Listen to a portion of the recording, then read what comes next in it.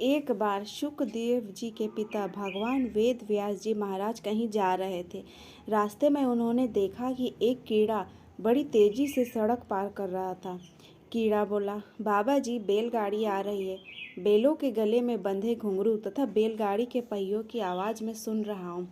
यदि मैं धीरे धीरे सड़क पार करूँगा तो यह बैलगाड़ी आकर मुझे कुचल डालेगी। वेद व्यास जी, कुचलने दे, कीड़े की योनि में जीकर भी क्या करना। कीड़ा, महर्षि, प्राणी जिस शरीर में होता है उसको उसमें ही ममता होती है। अनेक प्राणी नाना प्रकार के कष्टों को सहते हुए भी मरना नहीं चाहते। वेद व्यास जी, देव व्यास जी, बैलगाड़ी आ जाए और तू मर जाए तो घबराना मत। मैं तुझे योग शक्ति से महान बनाऊंगा। जब तक ब्राह्मण शरीर में ना पहुंचा दूं, अन्य सभी योनियों से शीघ्र छुटकारा दिलाता रहूंगा। उस कीड़े ने बात मान ली और बीच रास्ते पर रुक गया और मर गया। फिर वेद व्यास जी की कृपा से वह क्रमशः कौवा, सियार आदि योनियों में जब जब भी उत्पन्न हुआ, व्यास जी ने जाकर उसे पूर्व जन्म का स्मरण दिला दिया। इस तरह वह क्रमशः मृग, पक्षी, शूद्र, वैश्य जातियों में जन्म लेता हुआ क्षत्रिय जाति में उत्पन्न हुआ। उसे वहाँ भी वेद व्यास जी दर्शन दिए। थोड़े दिनों में रणभूमि में शरीर त्याग कर उसने ब्राह्मण के घर जन्म लिया। भगवान वेद व्यास जी ने उसे 5 वर्ष की उम्र में सारस्वत मंत्र दे दिया, जिसका जप करते करते वह ध्यान करने लगा। उसकी बुद्धि बड़ी विलक्षण होने पर वेद, शास्त्र, धर्म का रहस्य समझ में आ गया। 7 वर्ष की आयु में वेद व्यास जी ने उसे कहा, कार्तिक क्षेत्र में कई वर्षों से एक ब्राह्मण नंदभद्र तपस्या कर रहा है। तुम जाकर उसकी लंका का समाधान करो। मात्र 7 वर्ष का ब्राह्मण कुमार कार्तिक क्षेत्र में तप कर रहा है। उस ब्राह्मण के पास पहुंचकर बोले, हे ब्राह्मण देव, आप तप क्यों कर रहे हैं। ब्राह्मण, हे ऋषि कुमार, मैं यह जानने के लिए तप कर रहा हूँ कि जो अच्छे लोग हैं, सज्जन लोग हैं, वे सहन करते हैं, दुखी रहते हैं, और पापी आदमी सुखी रहते हैं। ऐसा क्यों है। बालक, पापी आदमी यदि सुखी है तो पाप के कारण नहीं, वरन पिछले जन्म का कोई पुण्य है, उसके कारण सुखी है। वह अपने पुण्य खत्म कर रहा है। पापी मनुष्य भीतर से तो दुखी ही होता है, भले ही बाहर से सुखी दिखाई दे। धार्मिक आदमी को ठीक समझ नहीं होती, उचित दिशा व मंत्र नहीं मिलता, इसलिए वह दुखी होता है।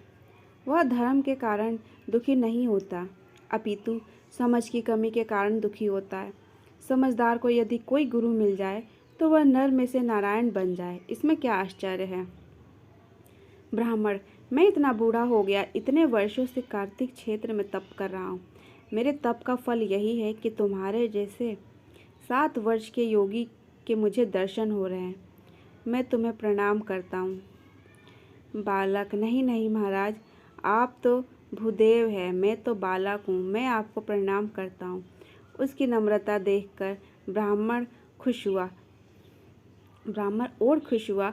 तप छोड़कर वह परमात्म चिंतन में लग गया। अब उसे कुछ जानने की इच्छा नहीं रही। जिससे सब कुछ जाना जाता है, उसी परमात्मा में विश्रांति पाने लग गया।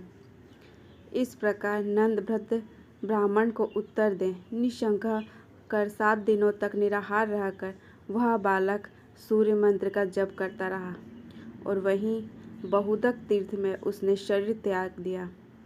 वही बालक दूसरे जन्म में कुशारु पिता एवं मित्रा माता के यहाँ प्रकट हुआ। उसका नाम मैत्रेय पड़ा। इन्होंने व्यास जी के पिता पराशर जी से विष्णु पुराण तथा बृहद पराशर होरा शास्त्र का अध्ययन किया था। पशपक्ता रहित अनुभव प्रकाश नामक ग्रंथ में मैत्रेय तथा पराशर ऋषि का संवाद आता है। कहाँ तो सड़क से गुजरकर नाली में गिरने जा रहा कीड़ा और कहाँ संत के सानिध्य से वह मैत्रेय ऋषि बन गया। सत्संग की बलिहारी है, इसलिए तुलसीदास जी कहते हैं, तात स्वर्ग अपवर्ग सुख धरिय तुला एक अंग, तुल नाता ही सकल मिली जो सुख लव सत्संग।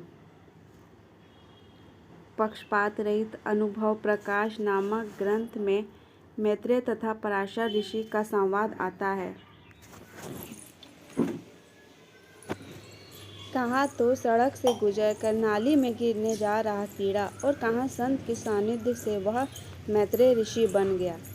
सत्संग की बलिहारी है। इसलिए तुलसीदास जी कहते हैं, तात स्वर्ग अपवर्ग स्वक धरी तुला एक अंग तुल ना ताही सकल मिली जो सुख लव सत्संग। यहाँ एक शंका हो सकती है कि वह कीड़ा ही मैत्रेय ऋषि क्यों बन पाया।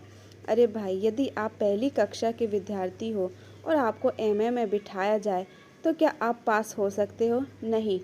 दूसरी, तीसरी, चौथी, 10वीं, 12वीं, बीए आदि पास करके ही आप एमए में प्रवेश कर सकते हैं।